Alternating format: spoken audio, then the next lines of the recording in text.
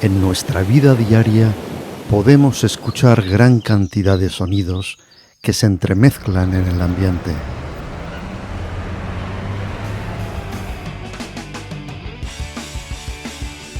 Gracias al sonido podemos comunicarnos.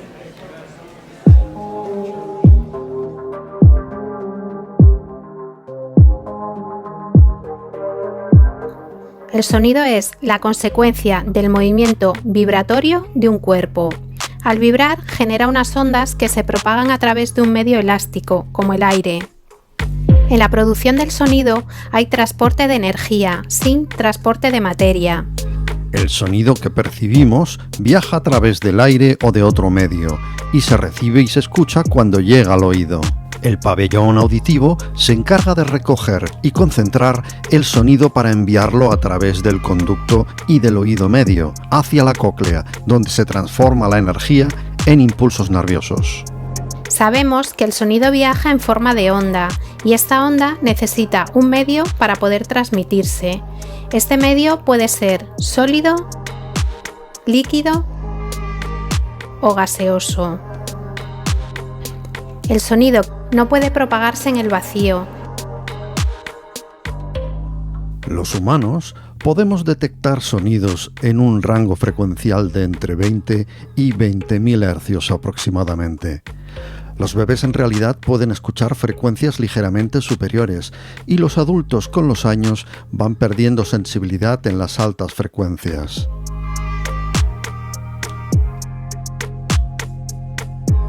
Por ejemplo, un golpe en una mesa provoca una vibración en las moléculas. Cuando éstas vibran, hacen vibrar también a las moléculas que están a su alrededor. La vibración se propaga de una molécula a otra, haciendo que el sonido viaje. Las ondas se desplazan en todas las direcciones.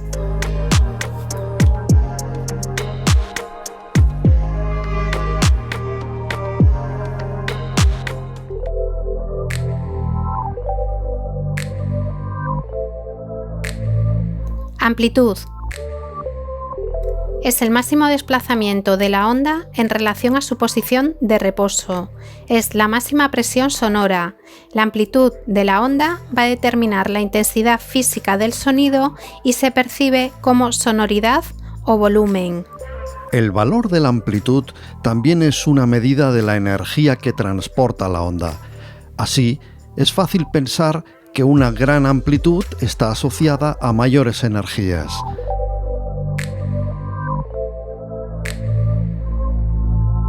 Los huesecillos del oído medio están sujetos entre sí por unos diminutos músculos que son capaces de modificar su tensión con objeto de disminuir la amplitud de los movimientos si el sonido es intenso. Este fenómeno está controlado por el cerebro y se denomina reflejo acústico. Periodo. Es el tiempo necesario para completar una vibración. La unidad de medida es el segundo.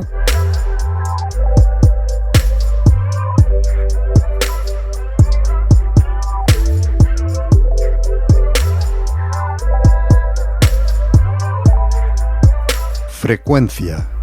Todos los sonidos están hechos de distintas frecuencias.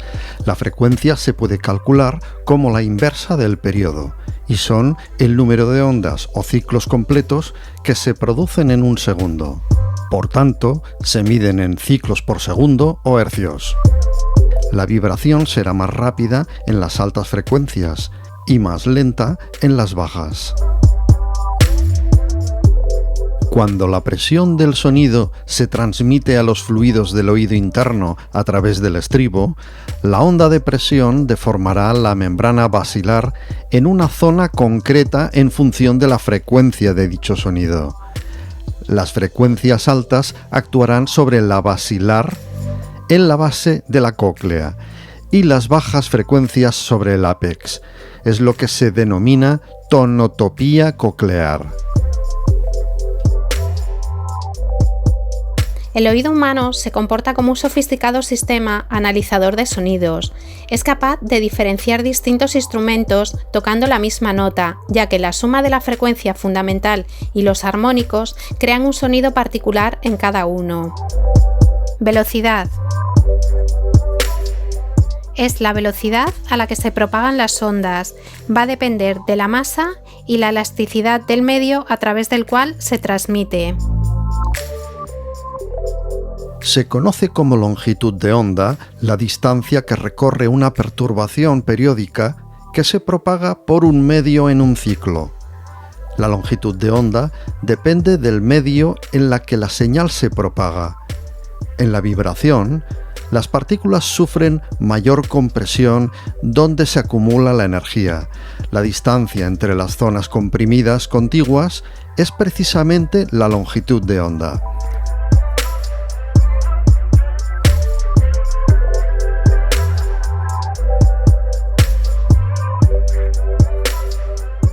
La longitud de onda también es conocida como periodo espacial y es la inversa de la frecuencia. La longitud de onda se representa con la letra griega lambda.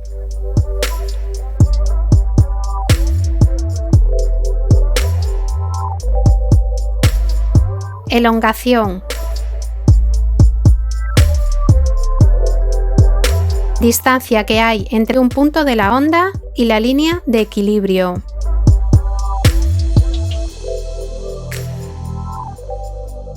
La fase describe la posición relativa de una forma de onda con respecto a otra que acontece al mismo tiempo. Podemos ver en la imagen que el movimiento vibratorio puede expresarse en grados. Un ciclo completo de una onda sonora equivale a 360 grados. La superposición de dos ondas de frecuencias muy cercanas entre sí ocasiona un fenómeno particular llamado pulsación. Nuestro sistema auditivo no es capaz de percibir separadamente las dos frecuencias, y lo que percibe es una frecuencia media cuya amplitud varía con una frecuencia determinada. Las pulsaciones solo se perciben para diferencias frecuenciales de hasta 15 a 20 Hz.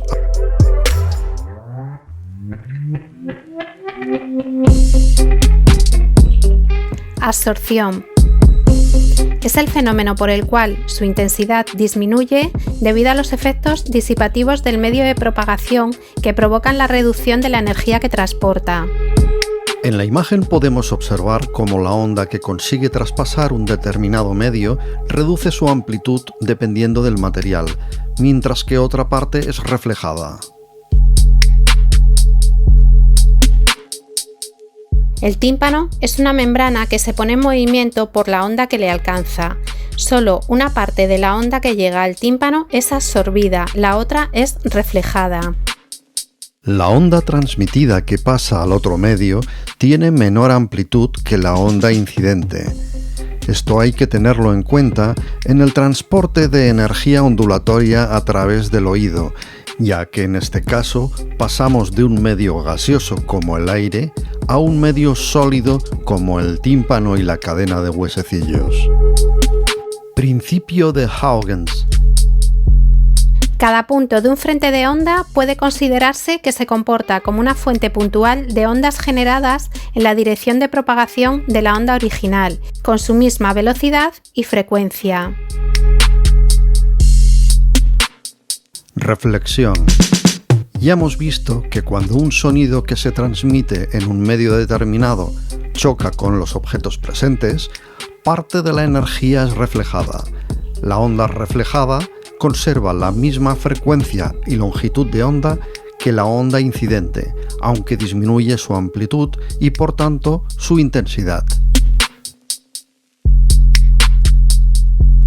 La refracción es un fenómeno que afecta a la propagación del sonido y que consiste en la desviación que sufren las ondas en la dirección de su propagación, cuando el sonido pasa de un medio a otro distinto.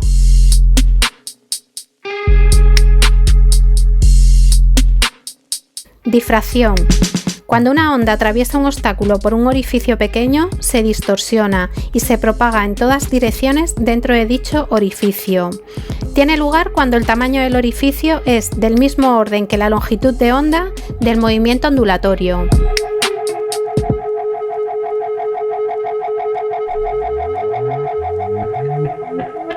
Interferencias de ondas. Una interferencia es la superposición de dos o más ondas que tiene lugar en un punto cuando es alcanzado por varias ondas a la vez. Hay dos tipos de interferencias, la interferencia constructiva y la destructiva. Se produce una interferencia constructiva en un punto P cuando la amplitud con la que vibra dicho punto es máxima. Y se produce una interferencia destructiva en un punto P cuando la amplitud con la que vibra dicho punto es mínima.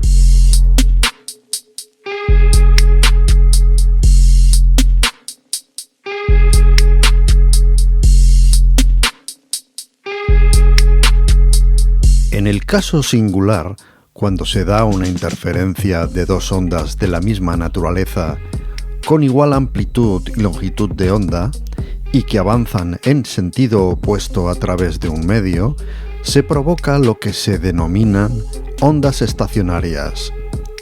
Cuando se dan frecuencias de resonancia en las que coincide justo una longitud de onda con las dimensiones físicas del tubo, se amplifica la onda resultante. Esto puede acontecer, por sus características, en el conducto auditivo externo.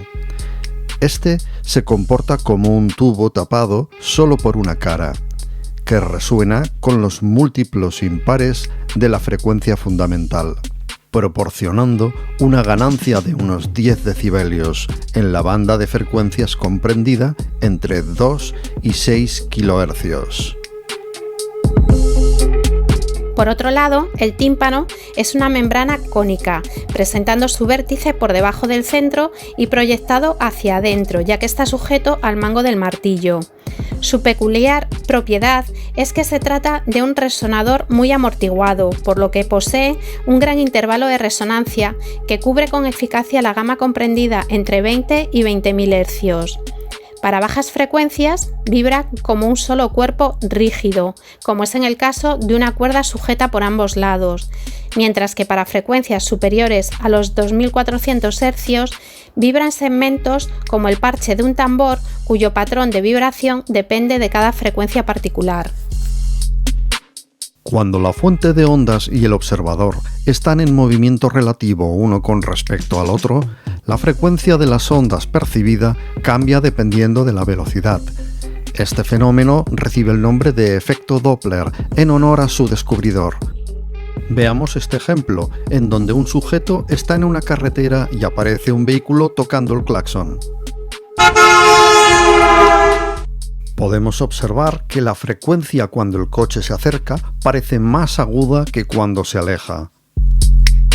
Esto se explica al comprobar cómo las ondas del emisor que está en movimiento se comprimen provocando una disminución en la longitud de onda y por tanto un aumento en la frecuencia percibida. En cambio, al alejarse el vehículo, las ondas se reciben más descomprimidas y en consecuencia se oyen más graves.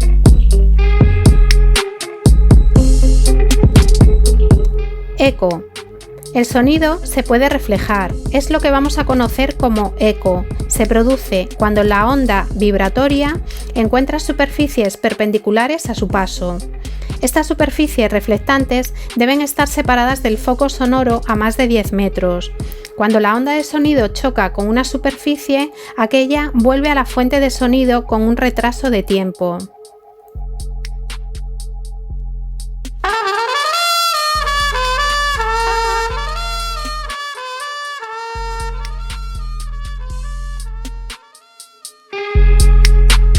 Reverberación. Es un fenómeno derivado de la reflexión del sonido. Se produce en lugares cerrados. Consiste en una ligera prolongación del sonido una vez que se ha extinguido el original, debido a las ondas reflejadas.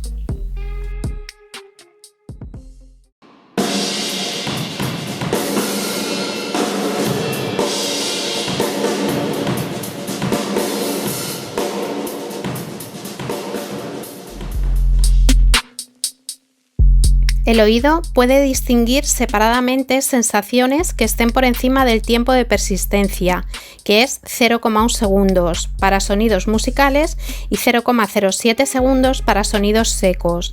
Por tanto, si el oído capta un sonido directo y después de los tiempos de persistencia especificados capta el sonido reflejado, se aprecia el efecto del eco.